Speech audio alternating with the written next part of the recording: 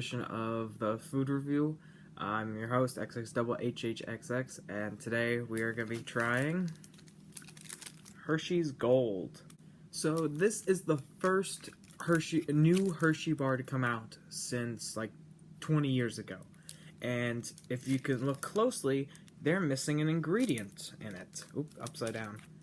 There is no chocolate whatsoever in this bar. Unlike the cookies and cream variant and dark chocolate, there is no chocolate whatsoever. You kind of think it would have some chocolate in it coming from Hershey. So here it is. Looks pretty good.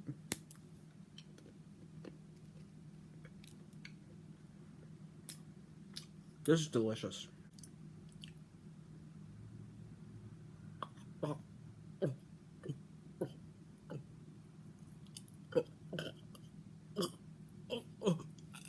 Oh, didn't work. I give a good thumbs up to Hershey's Gold. I wish I had more. I only bought one bar because I thought honestly that this candy would bomb. Alright, that's all for today. Hope you enjoyed the video. Probably didn't.